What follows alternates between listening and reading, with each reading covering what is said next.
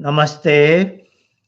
सत्यात प्रकाश एक अध्ययन, इसके चौथे सत्र में आपका स्वागत है। जैसा कि हमने पिछली बार सत्यात प्रकाश के प्रथम समुल्लास का आरंभ भी किया था, वहीं से आज हम फिर से आरंभ करते हैं। हम सत्यात प्रकाश जो पीडीएफ फाइल आपके को भेजी गई, उसके पृष्ठ संख्या 17 पर है और पीडीएफ फाइल का पृष्ठ नंबर 9 दिखा रहा है। यह प्रथम समुल्लास भूमिका के तुरंत बाद, जिसको पहला अध्याय कह सकते हैं, वो हमारे सामने है। पिछले सप्ताह में जो आरंभ में जो मंत्र लिखा है वो पढ़ा ही था और थोड़ा ही कुछ आगे बढ़ पाया था, तो आज फिर से यहीं से मैं आरंभ करता हूँ। सबसे ऊपर प्लुत ओम है, उसकी व्याख्या हम बहुत पहले सत्र में कर ही चुके हैं। फिर है अथ सत्यात प्रकाश, यहाँ से यह ग्रंथ आरंभ होता है। अब फिर पहला मंत्र दिया हुआ है, जिसके आरंभ में फिर से प्लुत ओम है। मेरा विचार है ये छपने में भूल हुई होगी, यहाँ सामान्य ओम होना चाहिए था। तो इसका पाठ ऐसे होगा: ओम शन्नो मित्रः शं वरुणः शन्नो भवत्वयमा शन्न इंद्रो बृहस्पतिः शन्नो विष्णुरुक्रमः। आगे है नमो ब्रह्मणे नमस्ते वायो त्वमेव प्रत्यक्षं ब्रह्मासि त्वामेव प्रत्यक्षं ब्रह्म वदिष्यामि हितं वदिष्यामि सत्यं वदिष्यामि तन्मामवतु तद्वक्तारमवतु अवतु माम् अवतु वक्तारम्। ओम शांति शांति शांति। अब महर्षि दयानंद हो सकता है इस मंत्र के पूर्व में उन्होंने जानकर प्लुत ओम रखा हो, क्योंकि इसके अर्थ में वो फिर से प्लुत ओम लिख रहे हैं। मैं कह नहीं सकता। अस्तु, प्लुत ओम जो है, जो ओम के साथ 3 का अक्षर है, ओम ओ के बाद, यह ओंकार शब्द परमेश्वर का सर्वोत्तम नाम है। ईश्वर का, आगे वो कहीं लिखते हैं, यह परमेश्वर का अपना निज नाम है। जैसे एक हर व्यक्ति का ऑफिशियल रजिस्टर्ड नेम होता है, उस ढंग से कहना चाह रहे हैं। क्योंकि यजुर्वेद का अंत भी होता है 40वें अध्याय का जो 70वां मंत्र है, ओम हिरण्मयेन पात्रेण सत्यस्यापि हितं मुखम, उसके अंत में आता है ओम खम ब्रह्म। तो वहां भी प्लुत ओम है। जैसे परमात्मा ने अंत में अपने नाम को 3 बार लिख दिया हो, ओम खम ब्रह्म, और इस प्रकार से चारों वेदों का समापन है यजुर्वेद का अंत में। यजुर्वेद ऐसे बोलचाल में हम कहते हैं 4 वेद हैं, ऋग्वेद, यजुर्वेद, सामवेद, अथर्ववेद। और आगे सत्यात प्रकाश में एक मंत्र आएगा जो यजुर्वेद के 31वें अध्याय का है मंत्र, मेरे ख्याल से 7वां 8वां मंत्र है।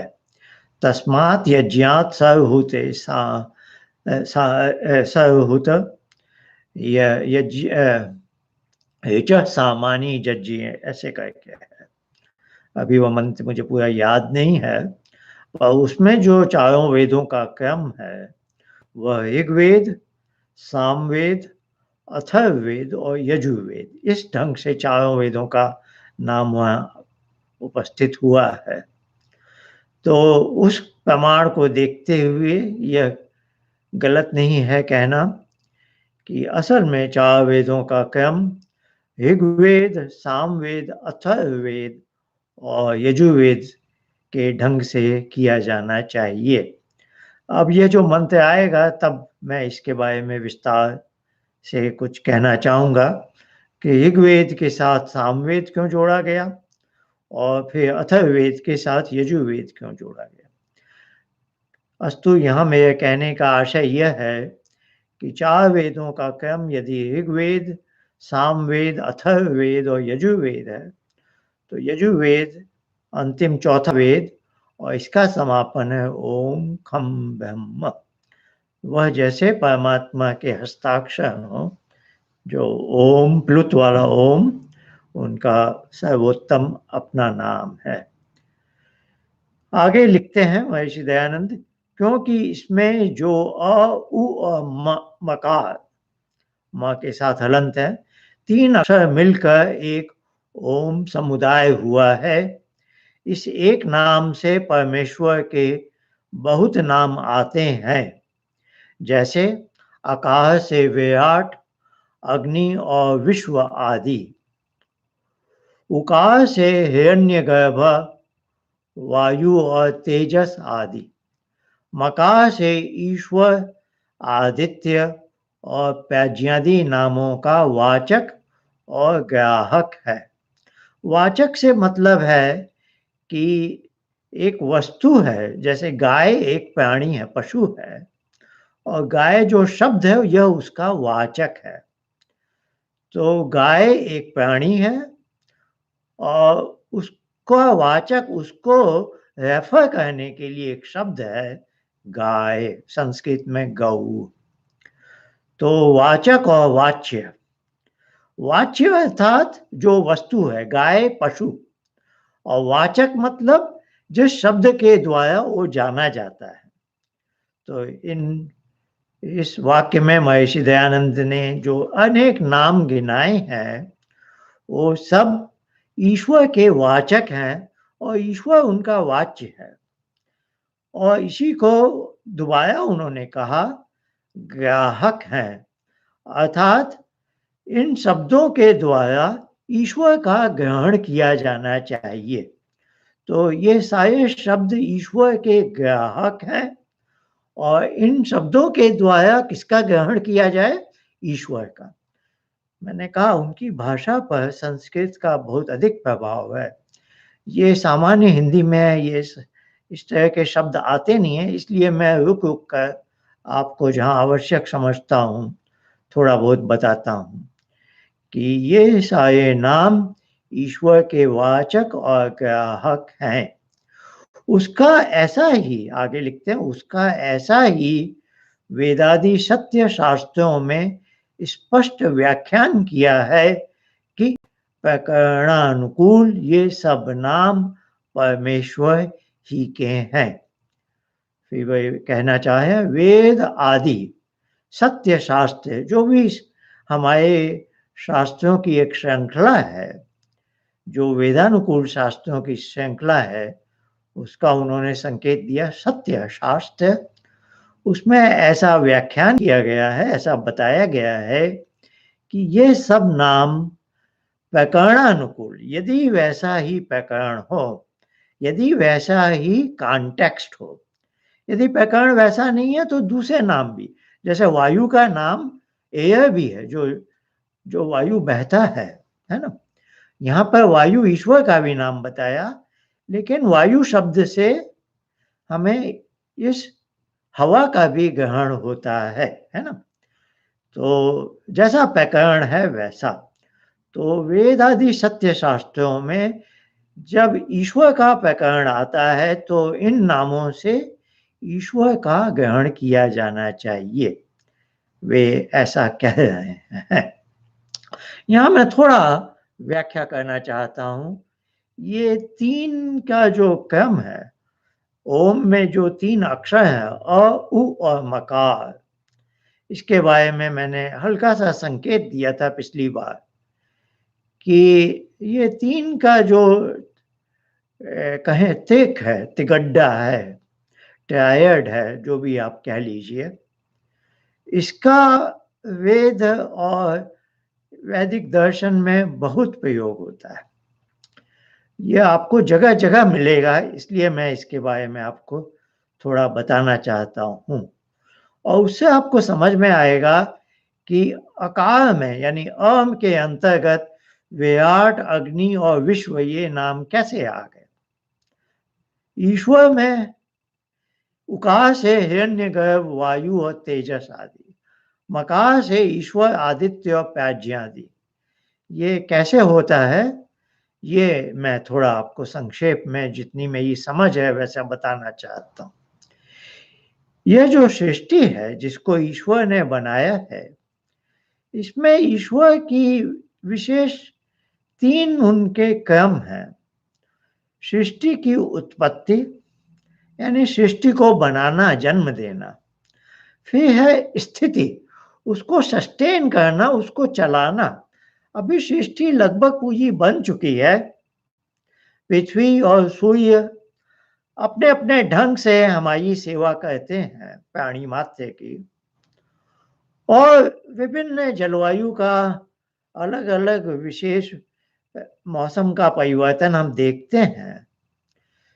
पृथ्वी सूर्य के चारों तरफ घूमती है और एक विशेष 22 के लगभग अंश में वो झुकी हुई है, जिससे इतने सारे मौसमों में, ऋतुओं में परिवर्तन आते हैं। यह सब कहलाएगा कि परमात्मा ने इस सारे जगत को जन्म देने के बाद उसको सस्टेन किया हुआ, उसको चला रहा है सृष्टि को किसी विशेष नियम के अंतर्गत। तो वो हो गया स्थिति।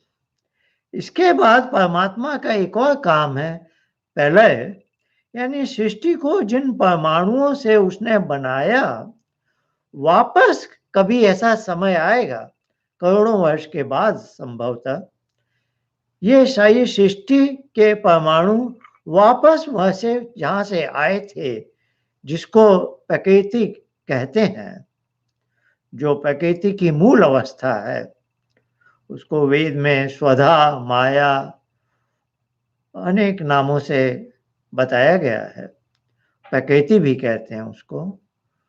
तो उस रूप में वो वापस चली जाएगी। तो ये जो परिवर्तन होते हैं, किसी चीज का बनना, उसका बने रहना और फिर उसका मूल अपने कारण में चले जाना। जैसे जीवन में, हम दैनिक जीवन में भी देखते हैं कि एक कुम्हार मिट्टी लेता है, बहुत बारीक पिसी हुई मिट्टी होती है, उसमें पानी मिलाता है, फिर उसकी लुगदी बनाता है, जैसे आटे को हम गूंथते हैं वैसा। फिर एक चाक पे चलाता है और उस पर बड़ी ही कलात्मक रूप से एक घड़ा बनाता है मिट्टी का। फिर उसे अग्नि में तपाता है तो कम मजबूत हो जाता है। फिर हम उस घड़े को घर में लाते हैं, उसमें पानी ठंडा करके पीते हैं और तृप्त होते हैं। पर वही घड़ा कालांतर में टूट जाता है, फूट जाता है, या बहुत सावधानी से रखा हो तो कई वर्षों के बाद इतना कमजोर हो जाता है कि कोई उसे उठाए भी तो अस्त व्यस्त होकर गिर जाएगा। भुरभुरा के उसके जैसे छोटे छोटे कण सब जगह बिखर जाएंगे, अर्थात वो टूट फूट कर एक दिन फिर मिट्टी में मिल जाता है। तो मिट्टी से घड़ा बना, यह उसकी उत्पत्ति हुई। फिर घड़े के रूप में वो कुछ वर्ष तक विद्यमान रहा, यह उसकी स्थिति है। फिर वापस वो मिट्टी में मिल गया, यह उसकी प्रलय है। प्रलय यानी अपने मूल कारण में लय हो जाना। तो यह जगत की भी यही स्थिति है, बल्कि जगत शब्द भी ऐसा ही बना है। जगत शब्द में 3 अक्षर हैं, ज, ग और त। ज है कि यह जगत जन्म लेता है, जन्म लेने से। ग है कि गमन करना, फिर यह सारी संसार अपने ढंग से चलता रहता है। पित्त यानी तिष्ठति, सब बैठ जाता है एक दिन, तब इसमें कोई गति नहीं है आती। तो जन्म लेना, गमन करना और तिष्ठति। आज का साइंटिस्ट भी जानता है कि एक फोर्स इनर्शिया का है कि हर चीज अपने रूप में विद्यमान रहती है, वो चल रही है तो चलती जाएगी, वो एक जगह स्थिर है तो स्थिर रहेगी। अब उसके अंदर स्थिर वस्तु को कुछ गति देनी है तो कोई चेतन सत्ता उसको उसके ऊपर बल लगाती है, और कोई चलती हुई चीज को रोकना है तो भी कोई चेतन सत्ता उसको रोक लगाएगी, अन्यथा वो चलती ही रहेगी।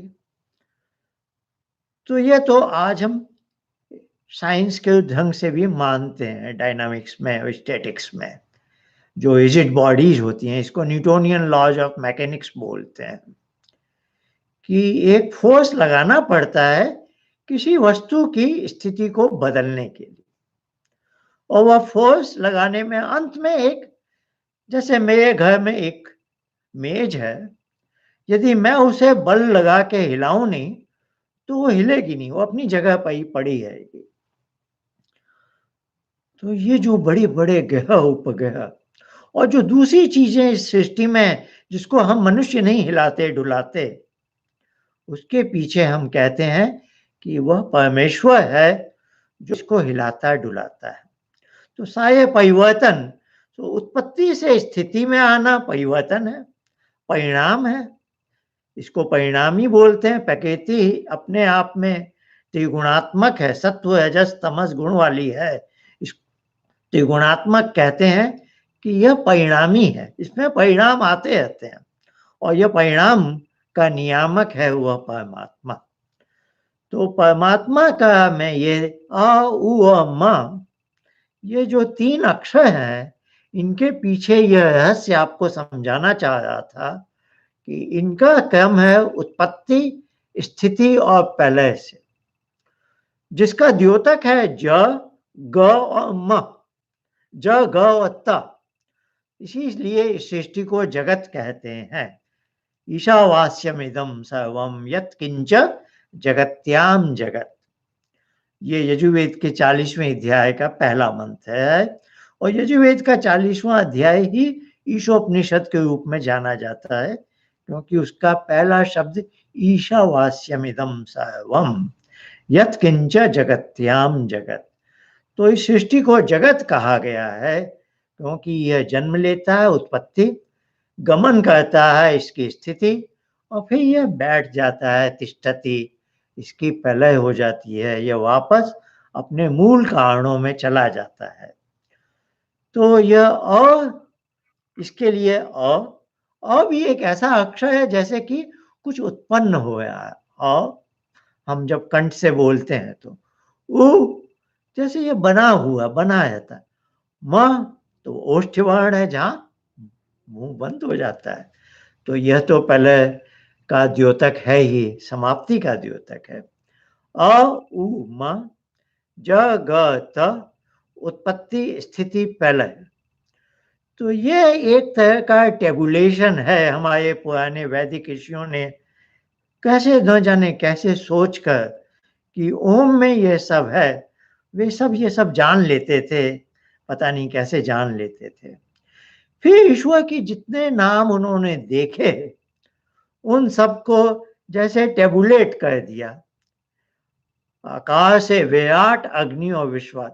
तो उन्होंने विराट कहा जैसे कि उसका जन्म से संबंध है, अग्नि का भी जन्म से संबंध है, ऊर्जा देती है, और विश्व का भी जैसे विश्व प्रवेशने धातु में परमात्मा इसको अंदर प्रवेश कर रहा है। तो ऐसे हर शब्द के बाद शब्द के बारे में उन्होंने सोचा कि ये ईश्वर का नाम है, यदि तो यह किसके ज्यादा निकट है, अ के ज्यादा निकट है, ऊ के ज्यादा निकट है, या मकार के ज्यादा निकट है, उत्पत्ति से इसका ज्यादा संबंध है या स्थिति से है या प्रलय से है। तो इस प्रकार उन्होंने उसको उस तालिका में डालना शुरू किया, और इसका थोड़ा आशय आप यदि हवन आदि करते हैं, आप जानते हैं हवन में बीच में मंत्र आएंगे, ओम भूअग्नये प्राणाय स्वाहा इदम अग्नये प्राणाय इदं नमः। अब देखिए यहाँ क्या है, भू, अग्नि और प्राण।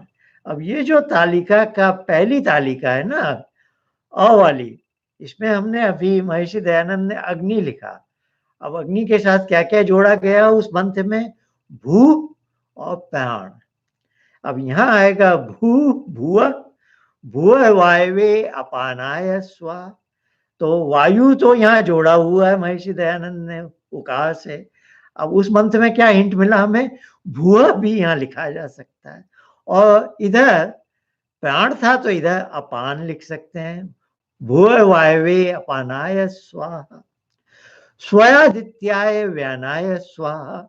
अब मकार के नीचे महर्षि ने आदित्य जोड़ा हुआ है और उस मंत्र से हमें क्या हिंट मिला, स्वयादित्याय व्यानाय।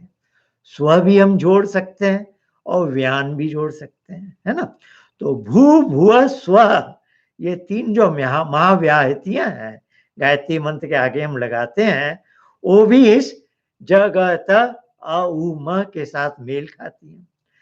हमारे प्राण है 5 कहलाते हैं, लेकिन उन्होंने क्या किया, प्राण अपान व्यान को भी इनके साथ जोड़ दिया। तो आगे आप देखेंगे ये जो 3 तालिकाओं में बहुत सारे नाम जोड़े जा सकते हैं, जो आप देखेंगे। ये मैंने थोड़ा आपको समझाने की कोशिश की है कि इनका उत्पत्ति स्थिति प्रलय से संबंध है। मैं थोड़ा पीछे जा रहा हूँ, आप मुझे क्षमा करेंगे। वो भी जो है मुझे जो है याद आ गया, तो उसका लोभ नहीं रोक पाया हूँ। ये जो प्रथम समोल्लास आरंभ करते ही महर्षि ने जो मंत्र लिखे हैं, तो जो नमो ब्रह्मणे नमस्ते वायो वाला है, इसमें मैं आपको वापस ले जा रहा हूँ। आशा है आप मुझे क्षमा करेंगे। तो देखिए वो मंत्र, नमो ब्रह्मणे नमस्ते वायो त्वमेव प्रत्यक्षम ब्रह्मासि त्वामेव प्रत्यक्षम ब्रह्म वदिष्यामि ऋतं वदिष्यामि सत्यम वदिष्यामि। ये मंत्र का मैंने थोड़ा सा अर्थ कर दिया था पिछले सप्ताह। आज मैं आपका ध्यान इधर 3 शब्दों पर ले जा रहा हूँ, ब्रह्म वदिष्यामि, हितम वदिष्यामि, सत्यम वदिष्यामि। आप इन 3 शब्दों पर ध्यान दीजिए, ब्रह्म, हितम और सत्यम।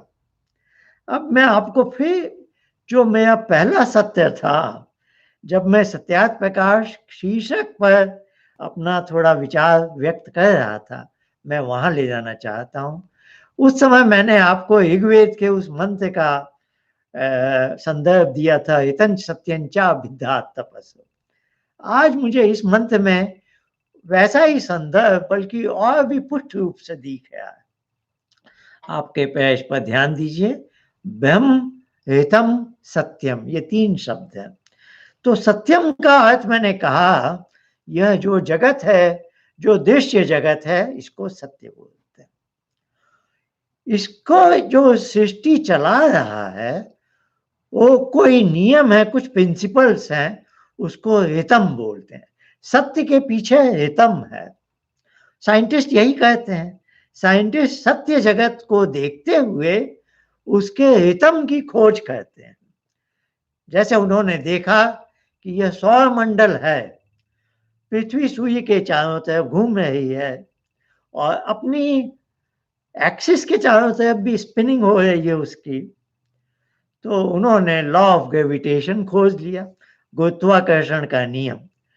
तो पृथ्वी दिन रात होना और विभिन्न ऋतुओं का होना तो सत्य है, लेकिन जो गुरुत्वाकर्षण का नियम है, लॉ ऑफ ग्रेविटेशनल फोर्स है, उसको कहेंगे हितम।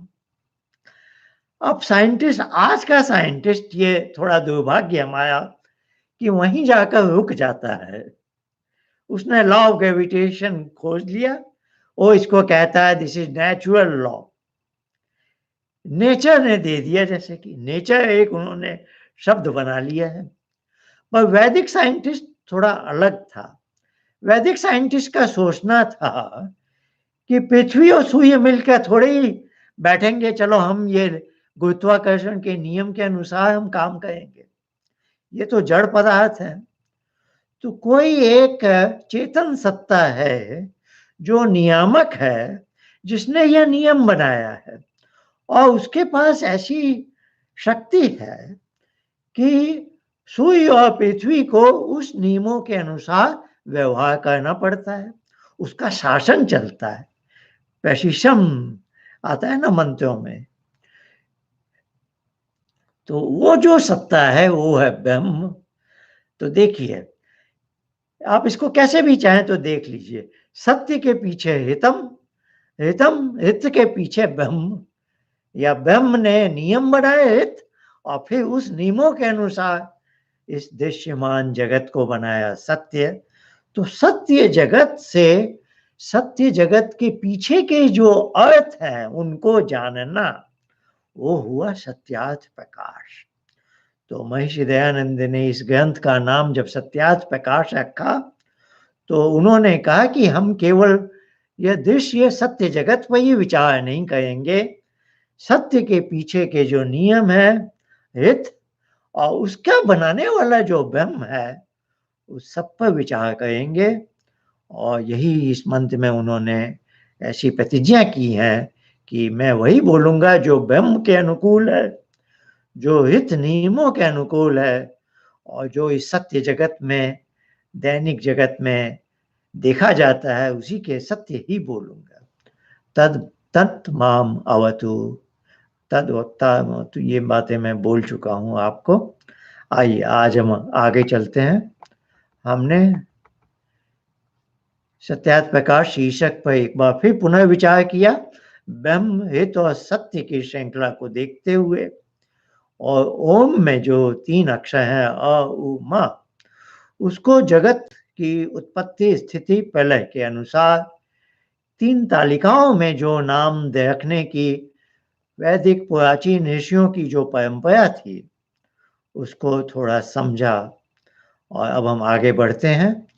एक प्रश्न आया इधर, महर्षि दयानंद ने यह ग्रंथ प्रश्नोत्तर शैली में रखा है, जिसको पहले बोलते थे पूर्व पक्ष और उत्तर पक्ष। एक काल्पनिक को वाद विवाद कर रहे हैं। इससे क्या होता है कि प्रश्न और उत्तर को जब हम पढ़ते हैं तो हम समझ जाते हैं कि किस प्रकरण की बात चल रही है। क्या शंका एक शिष्य ने उत्पन्न की है, या पूर्व पक्ष ने क्या शंका उत्पन्न की है, और उत्तर पक्ष का जो गुरु है, जो आचार्य है, वह उसका कैसे उत्तर देता है। तो प्रश्न और उत्तर, जैसे हम आज भी दैनिक जीवन में क्वेश्चन आंसर का सेशन करते हैं, और उससे हम किसी विद्वान से, आचार्य से कुछ सीखने का यत्न करते हैं, वह यह शैली है जिसका वो काफी प्रयोग करते हैं। आप देखेंगे तो अभी हमारा सामने यह आ चुका है। तो प्रश्न उठाते हैं, परमेश्वर से भिन्न अर्थों के वाचक विराट आदि नाम क्यों नहीं? ब्रह्मांड, पृथ्वी आदि भूत, भूत यानी पंचभूत से बने जो पदार्थ हैं, इंद्र आदि देवता, और वैद्यक शास्त्र में शुंठी आदि, जिसको बोलचाल में सौंठ बोलते हैं, जो सूखी अदरक का पिसा हुआ रूप है, शुंठी संस्कृत में कहते हैं उसे, है ना। तो इसको बोलेंगे ड्राइड जिंजर इन पाउडर फॉर्म। शुंठियादि औषधियों के भी ये नाम हैं, वा नहीं? एक प्रश्न उठाया जा रहा है कि आपने तो ऐसा क्लेम कर दिया कि विराट और जो बहुत सारे नाम, विराट, अग्नि, विश्व, हिरण्यगर्भ, वायु, ऐसे ऐसे नाम आपने लिखे, आपने कहा कि ये ईश्वर के वाचक हैं। हाँ, अंतिम वाक्य में आपने कह दिया था कि प्रकरणानुकूल। तो फिर भी एक शंका पैदा होती है, उठाई जा रही है कि ईश्वर के अलावा दूसरे जो पदार्थ हैं, क्या विराट आदि शब्दों से हमें उनका बोध नहीं होता? फिर उसने अपना क्लैरिफाई किया कि ब्रह्मांड, पृथ्वी आदि भूत और ये सब में विराट आदि चीजों के शब्दों से कुछ पदार्थों के नाम जाने जाते हैं, तो आप क्या कहना चाहेंगे? तो उत्तर में महर्षि दयानंद लिखे हैं यानी वो स्वीकार करते हैं। जैसे मैंने उदाहरण दिया था, वायु से हवा भी है, वो भी है, लेकिन वायु परमात्मा का भी नाम है। तो उसी ढंग से वो लिखे हैं कि हाँ है, ऐसी बात सही है, परंतु इन शब्दों से परमात्मा का भी ग्रहण होता है, परंतु ये परमात्मा के भी नाम है। अब वो फिर सप्लीमेंट्री क्वेश्चन है, यहां से प्रश्न आया, केवल देवों का ग्रहण इन नामों से करते हो वा नहीं? अब देव शब्द आता है दिव्य पदार्थों के लिए, वो कभी हमें प्रकरण मिलेगा, मैं बताऊंगा। नियुक्त में देव की परिभाषा है, देवता दानाद हुआ, दीपनाद हुआ, द्योतनाद हुआ। तो जो देता है वो है, विभिन्न चीजें देते हैं, उसको देवता बोलते हैं। दानाद हुआ, दीपनाद हुआ, जो हमें प्रकाश देता है, जैसे सूर्य है, दीप चंद्रमा है। और द्योतनाद हुआ, जो हमें ज्ञान का प्रकाश देता है, माता पिता आचार्य आदि। तो ये प्रश्नकर्ता कह रहे हैं कि इन शब्दों से केवल देवों का ग्रहण करते हो या नहीं? अब इसमें इन्होंने काउंटर प्रश्न कह दिया उत्तर बोल देते हुए, आपके ग्रहण करने में क्या प्रमाण है? आप इनसे केवल जो उस समय की परंपरा थी कि देवता 33 करोड़ देवता के नाम पर बोले जाते थे, तो केवल देवताओं का ही ग्रहण होना चाहिए इन शब्दों से, ऐसा पूर्व पक्ष ने किया, प्रश्नकर्ता ने ऐसा कहा। तो महर्षि आप उसके सामने कहते हैं, ऐसा आप किस आधार पर कह सकते हैं? आपके पास ऐसा क्या प्रमाण है? अब प्रश्नकर्ता कहते हैं कि देव सब प्रसिद्ध और वे उत्तम भी हैं, इससे मैं उनका ग्रहण करता हूँ। ये सामान्य उस समय की परंपरा थी कि 33 करोड़ देवता हैं और ऐसे ऐसे बहुत सारी चीजों को, शिव है देव, विष्णु, बहुत सारे गणेश हैं देव, बहुत सारे देवता थे उनके, और उन्होंने उनको सीमित कर दिया था काल्पनिक ढंग से। तो वे जो उनकी जो समझ थी, उस आधार पर ये प्रश्न बनाए गए हैं। तो प्रश्नकर्ता से बुलवा रहे हैं कि देव सब प्रसिद्ध और वे उत्तम भी हैं, इससे मैं उनका ग्रहण करता हूँ। कॉमन मैन बोल रहा है, देव तो बहुत बड़ी चीज है, उत्तम है, इससे मैं उनका ग्रहण करता हूँ। अब महर्षि दयानंद इसका समझाते हुए कहते हैं, क्या परमेश्वर अप्रसिद्ध और उससे भी कोई उत्तम है? उससे कोई उत्तम भी है? तो उसी की बात से उसी को काट रहे हैं कि तुम जब प्रसिद्ध और उत्तम शब्द पदार्थों का ग्रहण करते हो इन नामों से, तो क्या परमेश्वर अप्रसिद्ध है यानी कम प्रसिद्ध है? और परमेश्वर से भी कोई उत्तम हो सकता है क्या? जब तुम उस ढंग से देवताओं को ग्रहण करना चाहते हो क्योंकि वे प्रसिद्ध और उत्तम हैं, तो उन नामों से तुम्हें परमेश्वर का ग्रहण करने में क्या आपत्ति है? वो तो सबसे ही बड़ा देव है और सबसे ज्यादा प्रसिद्ध है।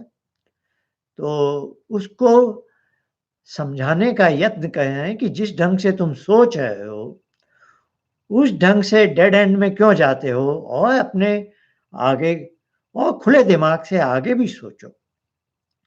तो आगे वो कहते हैं, पुनः ये नाम परमेश्वर के भी क्यों नहीं मानते? जब परमेश्वर अप्रसिद्ध और उसके तुल्य कोई भी नहीं, उसके तुल्य भी कोई नहीं, तो उससे उत्तम कोई क्यों कर हो सकेगा? पहले का कोई उत्तम तो नहीं है, फिर उन्होंने क्लैरिफाई किया कि जब उसके कोई बराबर भी नहीं हो सकता है, तो उससे बड़ा, उससे अधिक सर्वोच्च उत्कृष्ट कैसे कोई हो सकता है?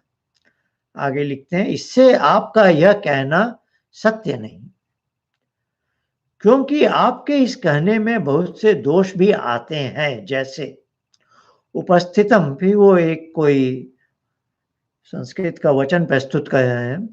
उपस्थितम परित्यज्यानुपस्थितम याचत इति बाधित न्याय। इसका अब हिंदी में अर्थ बताते हैं।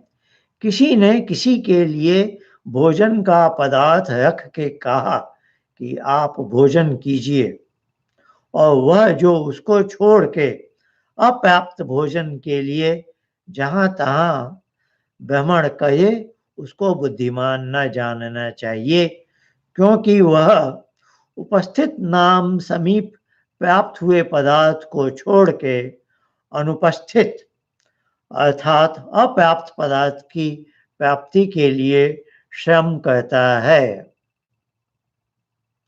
वो इसका अर्थ समझा रहे हैं। जैसे समझिए, दो व्यक्ति हैं, क और च।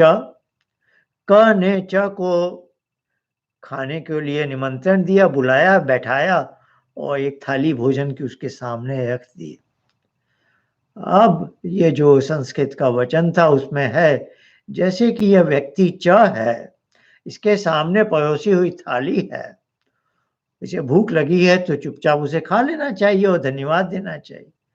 पर उसको अब छोड़ कर जो सामने मिला हुआ है, रेडिली अवेलेबल है, उसको छोड़कर अब दूसरी जगह भोजन प्राप्ति के लिए श्रम करे तो कोई समझदारी की बात तो नहीं मानी जाएगी।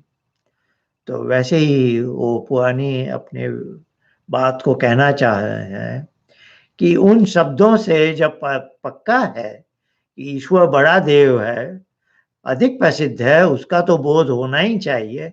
अब उसको आप, वो जो मीनिंग इतना इतना ऑब्वियस है, इतना साफ स्पष्ट है, उसे आप छोड़ कर इधर उधर जा रहे हो, देवताओं के लिए, उनके लिए अर्थ लगा रहे हो।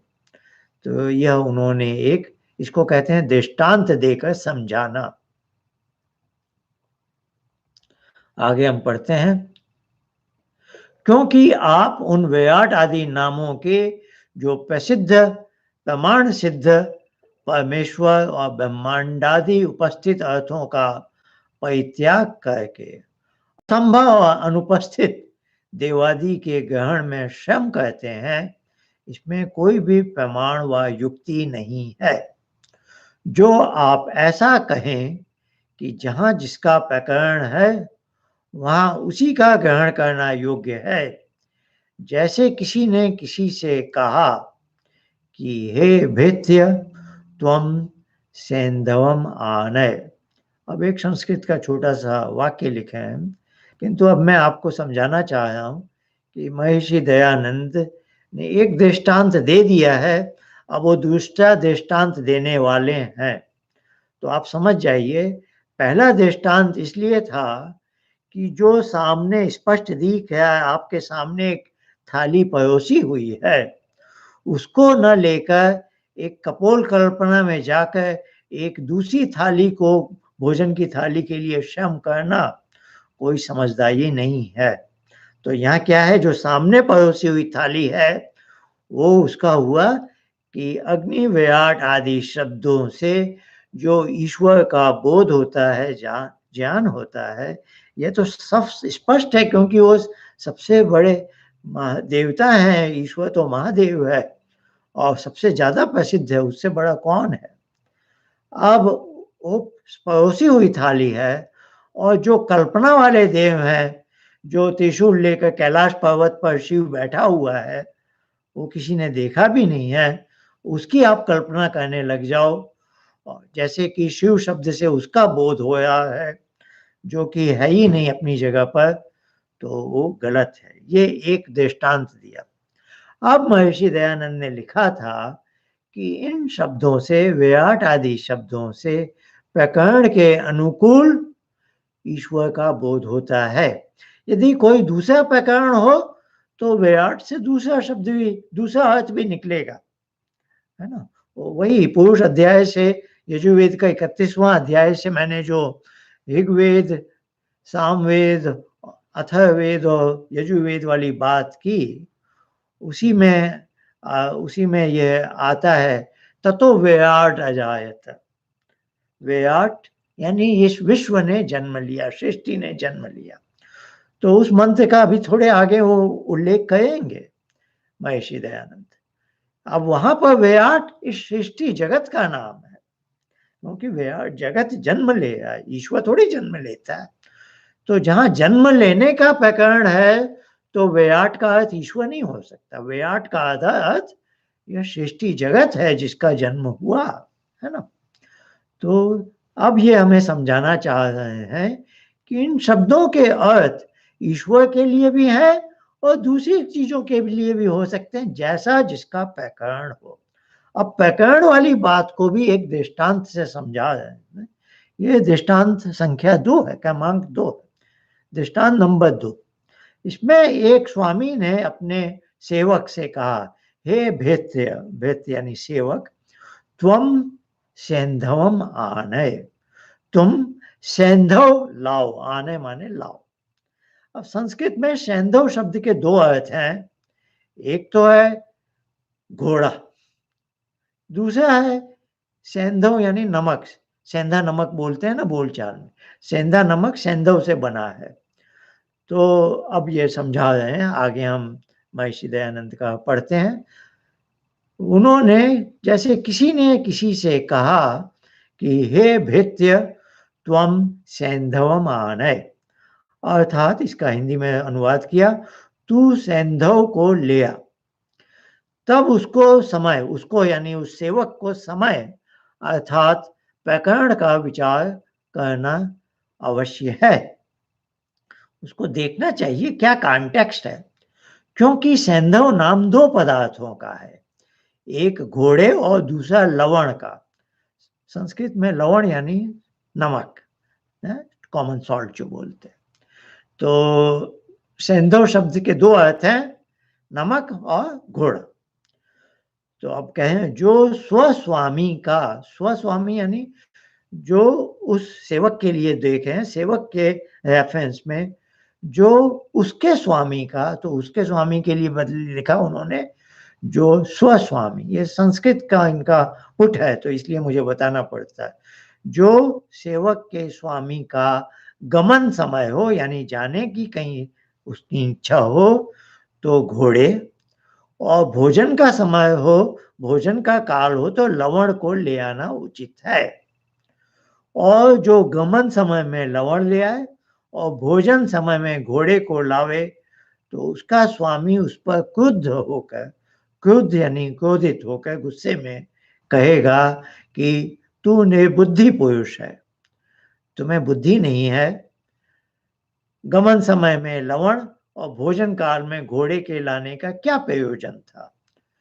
तू प्रकरण वित्त नहीं है, यानी तू प्रकरण नहीं समझता है। वित्त यानी विद्या से बना है, जो जानता हो, प्रकरण को जानता हो।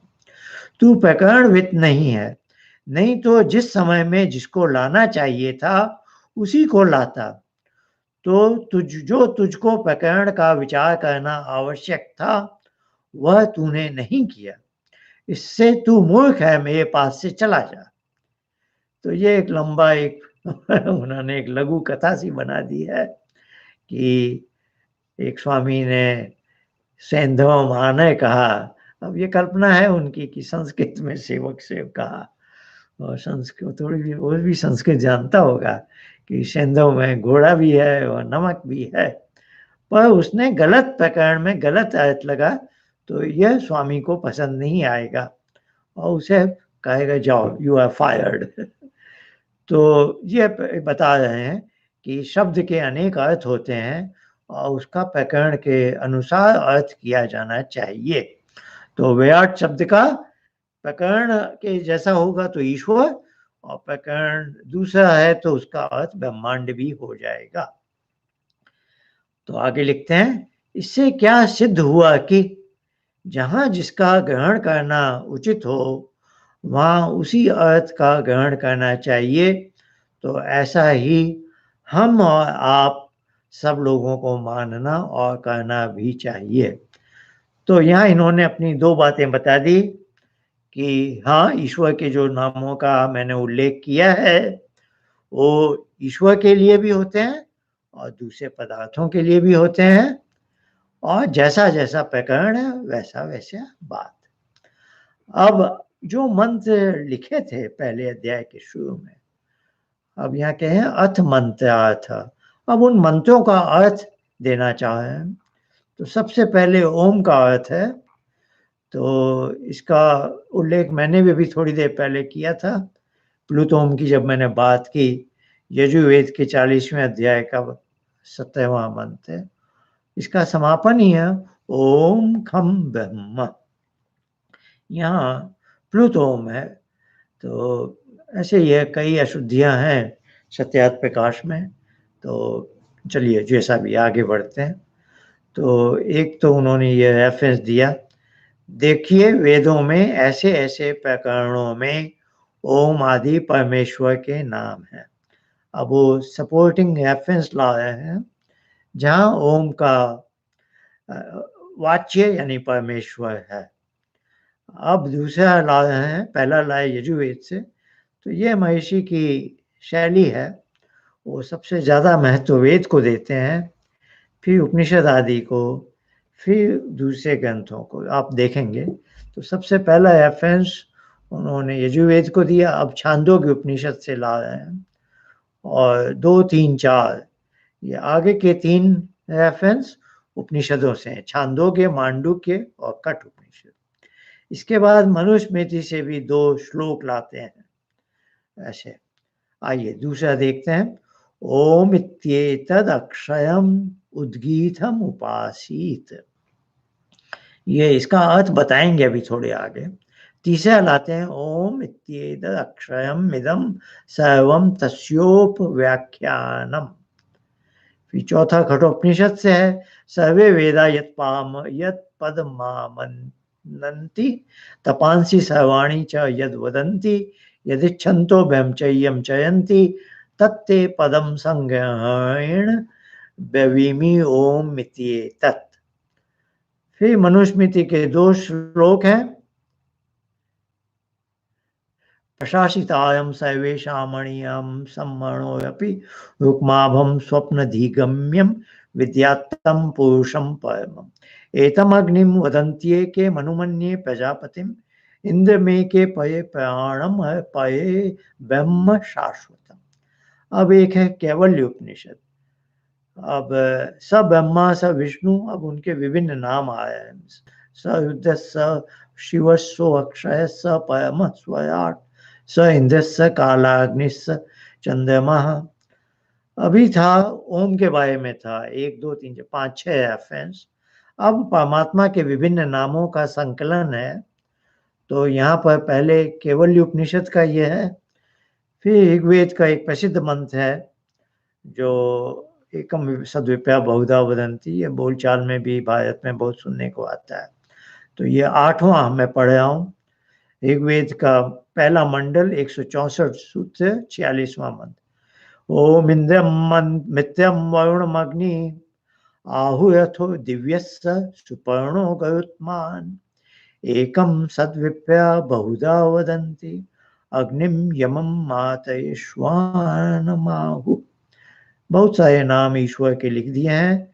फिर द्वितीय उत्तरार्ध में आया एकम सद्विप्या बहुधा वदन्ति, जैसे ईश्वर एक है, सत है, वह विप्र यानी जो विद्वान है जिन्होंने ये सब साक्षात किया हुआ, बहुधा वदन्ति उस एक ईश्वर को बहुत नाम से बोलते हैं, जानते हैं।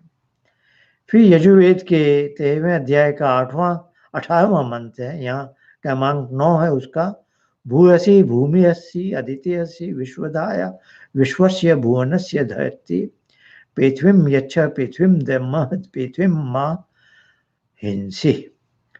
फिर सामवेद का भी एक मंत्र लिया है, तो उन्होंने ऋग्वेद यजुर्वेद सामवेद और अथर्ववेद इस क्रम से मेरे ख्याल से चौथा मंत्र भी होगा, मैं नीचे देखना चाह रहा हूँ, हाँ अथर्ववेद का।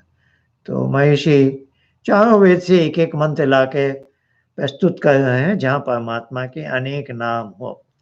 अब सामवेद वाला मंत्र है जिसका रेफरेंस नंबर 10 है, इंद्रो महन्ना रोदसी पप्रतच्छव इंद्र सूर्यमयोचयत चयत इंदेह विश्वा भुवनानि ये मेय इंदे स्वानास इंदवः। अब पेस्ट बदल है, अगले पेस्ट पे हम जा रहे हैं। अथर्ववेद का एक मंत्र है, प्राणाय नमो यस्य सर्वमिदं वशे यो भूतः सर्वस्येश्वरो यस्मिन् सर्वं प्रतिष्ठितम्। तो इन्होंने दो विषय उठाए हैं, इतने रेफरेंस दिए हैं 1 से 11। शुरू के कुछ थे जो ओम परमात्मा का सर्वोत्तम नाम है इसके लेकर, और बाद में केवल उपनिषद और चारों वेद से एक एक मंत्र लिया है। 5 रेफरेंस दिए हैं उन्होंने ईश्वर के विभिन्न नामों का, जो चारों वेदों से लिए हैं उन्होंने। अब ये लिखते हैं अर्थ।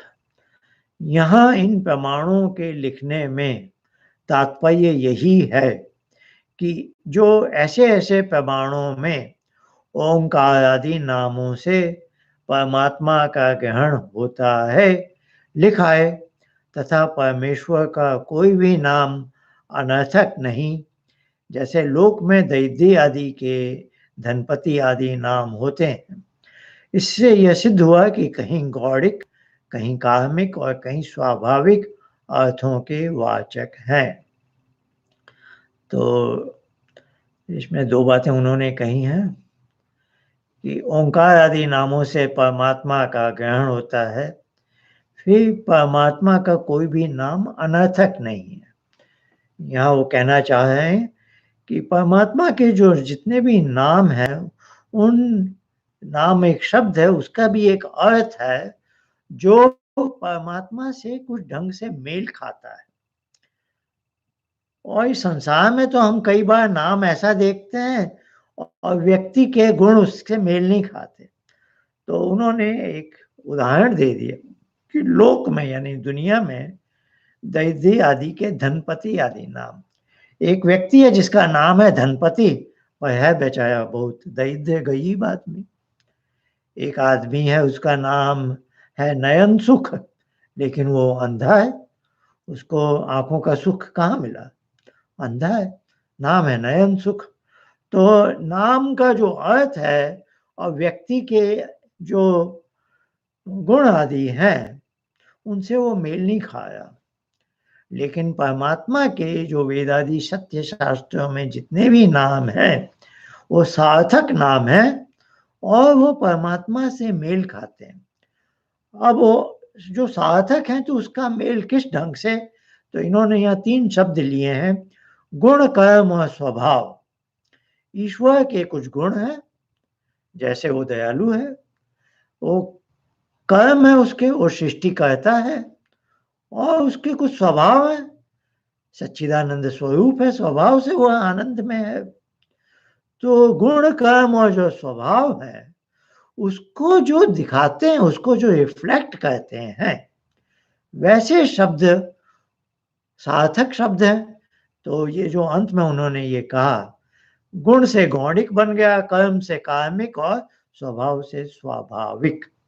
तो उनका अंतिम वाक्य था कि परमात्मा के जितने अनेक नाम हम देखेंगे, जिनका कुछ वर्णन हुआ है और आगे होगा, वो सब सार्थक हैं और परमात्मा के गुण, कर्म या स्वभाव से मेल खाते हैं। तो इससे यह सिद्ध हुआ कि कहीं गौणिक, कहीं कार्मिक और कहीं स्वाभाविक अर्थों के ये वाचक हैं। अब आगे लिखे हैं, ओम आदि नाम सार्थक हैं जैसे, अब वो जो पहला रेफरेंस दिया था यजुर्वेद के 40वें अध्याय के 70वें मंत्र का ओम खम वाला, उसका अर्थ बता रहे हैं, उसका सपोर्टिंग प्रमाण दे है। अब ये सब जगह जो जो नाम है उसका संस्कृत के व्याकरण और दूसरे ग्रंथों के हिसाब से प्रमाण दे है। तो अवतीत्योम यानी ओम, अवती यानी हमारी रक्षा करता है, इसलिए उसका नाम ओम है। यानी पहला नाम ओम का ये प्रमाण दे रहे हैं कि ओम ये जो वाचक है ये ईश्वर का वाच्य है, क्योंकि ईश्वर हमारी रक्षा करता है। अवतीति, अवतीति अवति इति ओम, ये उसका छोटा सा अर्थ है। अब ओम खम, जैसे आकाश व्यापकत्वात् खम, जैसे आकाश सब जगह व्यापक है, ईश्वर उससे भी बहुत सूक्ष्म होकर सब जगह व्यापक है, इसलिए उसका नाम है खम। खम शब्द आकाश के लिए भी है। आपने हिंदी व्याकरण में बचपन में पढ़ा होगा ना, पक्षी के लिए शब्द है खग। ख यानी आकाश, ग यानी गमन करना। जो आकाश में गमन करता है, चिड़िया आदि, उसको खग बोलते हैं, है ना। तो ख माने आकाश, पर परमात्मा आकाश से भी सूक्ष्म है, उसका भी आकाश है। तो परमात्मा का एक नाम हो गया खम। अब सर्वेभ्यो बृहत्वाद ब्रह्म, सब चीजों से बड़ा होने से वो ब्रह्म भी है। तो तीन नामों को उन्होंने जस्टिफाई किया। अब इसको हिंदी में यही बातें जो मैं बोल रहा था, हिंदी में लिखा है, रक्षा करने से हमारे ओम, आगत व्यापक होने से खम, सबसे बड़ा होने से ईश्वर का नाम ब्रह्म है। ये सत्यार्थ प्रकाश के प्रथम समोल्लास में महर्षि दयानंद ने ओम आदि ऐसे लगभग 100 नामों की व्याख्या की है और बताया है कि ये परमेश्वर के वाचक क्यों हैं। और उन्होंने तो मंगलाचरण से शुरू किया, लेकिन वो एक के प्रकरण में चले गए हैं, ईश्वर के नामों की व्याख्या कर रहे हैं। और ईश्वर के अनेक नाम है, एकम विप्या, एकम सत्विप्या बहुधा वदंती, तो उस बात की अब व्याख्या कर रहे हैं। और जो शब्दों का अर्थ निकलता है वो हमें समझा रहे हैं कि ओम शब्द का अर्थ अक्षाम करने से है, परमात्मा सर्वरक्षक है इसलिए उसको ओम कहते हैं। वो सब जगह व्यापक है, सर्वव्यापक है, इसलिए उसका नाम खम है। वो सबसे बड़ा है तो ब्रह्म है। तो यह आज का हम यहाँ व्यायाम लेते हैं। अगली बार हम यहीं से आरंभ करेंगे कि जो पहला 11 रेफरेंस महर्षि लिख चुके हैं, पहले का उन्होंने अर्थ व्याख्या की है। अब आगे जो मुंडक उपनिषद वाला है वो आएगा, छांदोग्य उपनिषद वाला, तो हम वो लेते जाएंगे, उसका हिंदी अनुवाद भी पढ़ते जाएंगे। अब जैसा कि मैं चाहता था कि देखिए, महर्षि को समझने के लिए ज्ञान कर्म उपासना, ये भी एक थिक है, टायर्ड है, ये बहुत आवश्यक है कि महर्षि के लिखे शब्दों की हम गहराई में जा सकें। तो जैसा आप सत्यार्थ प्रकाश का पठन कर रहे हैं, मैं आपको एक ऐसा अनुभव दिलाना चाहता हूँ कि आप स्वयं अगली बार कभी, आज तो मैं अपना थोड़ा योगदान जो जितना मेरे लिए से बन पड़ेगा कर रहा हूँ, जो मैंने थोड़ा बहुत परमेश्वर की महर्षि दयानंद की कृपा से पाया है, उससे मुझ में उपासना के प्रति रुचि उत्पन्न हुई। और उससे मैंने देखा कि पिछले अनेक वर्षों में जो मैंने स्वाध्याय पुस्तकों के किया था, उससे भी मुझे लाभ हुआ था। लेकिन जब मैंने जीवन में ईश्वर उपासना को अपनाया, तो वही पुस्तकी बातें जो मैंने पढ़ी थी, उनकी समझ कुछ और बढ़ गई। तो मैं कभी अवसर आएगा, सत्यार्थ प्रकाश के अंत में मंतव्य प्रकाश है, उसमें लगभग 50 के लगभग शब्दों पर महर्षि छोटी छोटी परिभाषा लिखते हैं। तो उपासना शब्द पर भी लिखते हैं कि उपासना क्या है, उससे क्या होता है कि ईश्वर के गुण कर्म स्वभाव जैसे पवित्र हैं, वैसे हमारे गुण कर्म स्वभाव पवित्र हो जाएंगे। और इससे हमें लाभ क्या होता है, हमारे ज्ञान में उन्नति होती है। जो हमारा पुस्तकों से जो हमने पढ़ा है, प्राप्त किया है, उसमें एक तरह की परिष्कार आ जाता है, गहराई आ जाती है। वही शब्द हमें और भी व्यापक अच्छा अर्थ देते हैं, बड़ा अच्छा लगता है। तो यह बात केवल बोलने की नहीं है, यह सच्ची है, मैंने देखी है और मैं चाहता हूँ इससे आपका भी बड़ा विकास हो। तो आप जो स्वाध्याय करना चाहते हैं, स्वाध्याय में आप आगे बढ़ेंगे और आपके जीवन में हर दृष्टि से निखार आएगा। और मुझे पूरा विश्वास है, महर्षि दयानंद के मिशन से जो जुड़े हैं, जो आर्य समाज से जुड़े लोग हैं, यदि वो उपासना को थोड़ा भी अपना लें तो इस आंदोलन में बहुत अच्छी गति आ सकती है। और जो महर्षि दयानंद ने भी कहा, प्रत्येक आर्य को प्रातः और सायं न्यून से न्यून 1 घंटा उपासना करनी चाहिए। प्रातः 1 घंटा और सायं 1 घंटा।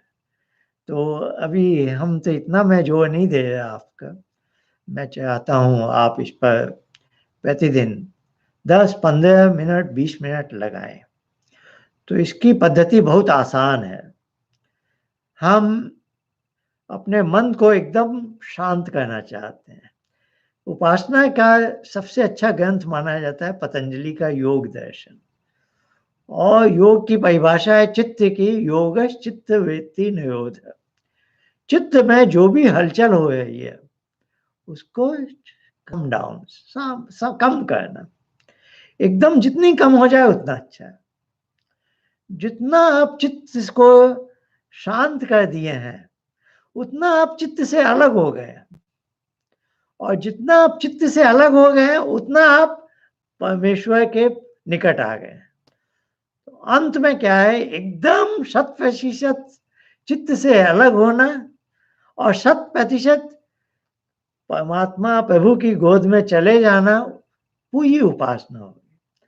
उसमें हमें समय लगेगा वहां तक जाने में, पर यह परमात्मा की बड़ी अनुकंपा है कि यह स्विच 0-1 वाला नहीं है। इसमें आंशिक रूप से हम चित्त को शांत किया, आंशिक रूप में हम चित्त से अलग हुए, और आंशिक रूप में हम प्रभु की गोद में जाना कोई ज्यादा कठिन नहीं है। तो उस भावना से हम कहेंगे और धीरे धीरे हमें सफलता मिलेगी। तो आइए उस भावना से कहते हैं। आप बहुत अच्छी जगह पर शांत होकर बैठ जाइए।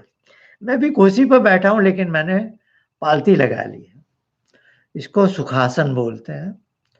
आलती पालती लगाना, पैर जांघों के नीचे है।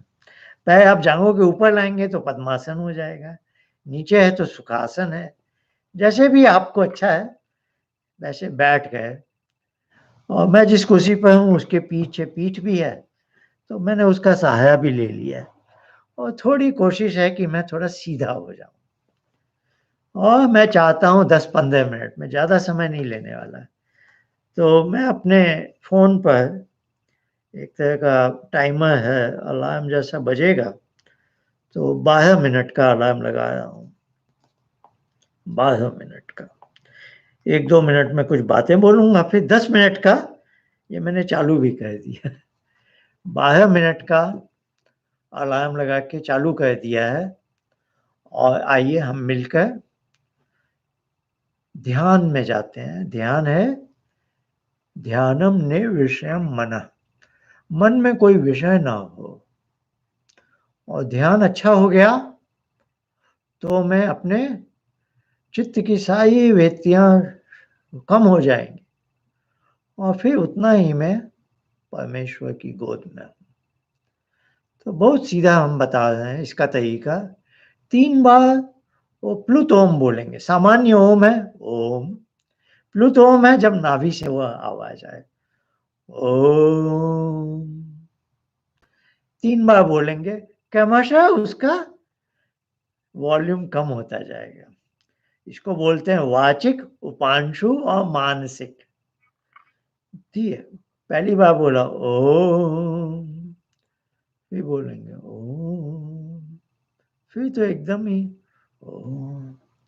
इस ध्वनि को बोलकर मैं अपने मन से बोल रहा हूं, अब मुझे दुनियादारी से कोई मतलब नहीं है, मेरे लिए कोई विचार मत लाओ, क्योंकि 24 घंटे वो यही कहता है। तो यह जैसे एक सिग्नल है, ये उसको लिए आदेश है। यह ध्वनि का एक आदेश है कि अब तुम मेरे पास कोई भी विचार मत लाओ, मुझे संसार की किसी चीज से कोई मतलब नहीं। 15 मिनट के बाद हाँ फिर अपने दोनों मिलकर काम करेंगे दुनियादारी के, पर अभी ये 10 मिनट मुझे शांत बैठने दो। पर जैसे कि मन की आदत है वो कुछ लाएगा। जब भी कुछ आपको हलचल लगे आप मन ही मन उससे बोलना